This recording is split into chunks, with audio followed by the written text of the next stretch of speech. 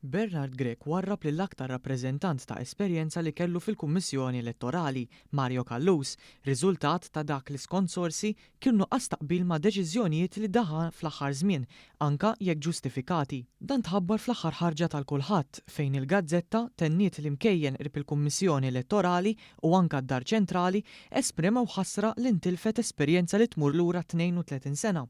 Mill-pubblikazzjoni fil-Gazzetta tal-Gvern ta' 3 ta' Settembru li għadda, fejn tħabbru l-ismijiet tal-10 membri tal-Kummissjoni Elettorali, 5 mresqin mill-Prim Ministru u 5 oħra mill-kap tal-Oppożizzjoni, joħroġ li kien biss isem Mario Kallus li tneħħa u nbidel fuq din l-istituzzjoni kostituzzjonali.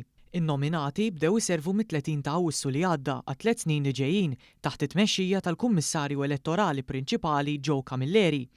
Kallus kien ilu mill-1992 jirrappreżenta l-Partit Nazzjonalista fuq il-Kummissjoni Elettorali u persuni mitħla tal-proċessi elettorali wkoll baqgħu mistaġba bid-deċiżjoni. Sorsi minn ħdan il-Partit Nazzjonalista stess li tkellmu mal-kulħadd tennew li qatt ma bassru li Kallus kien se jitwarrab xi darba, anka għax f'kulat tal-voti, inkluż dawk li kellna f'Ġunju, u kien dak assenjat biex josserva u jikkonsulta kontinwament f'isem il-Kummissjoni Elettorali. Minfloku il-kap tal-Oppożizzjoni daħħal il-Dr. Jien Mikallef.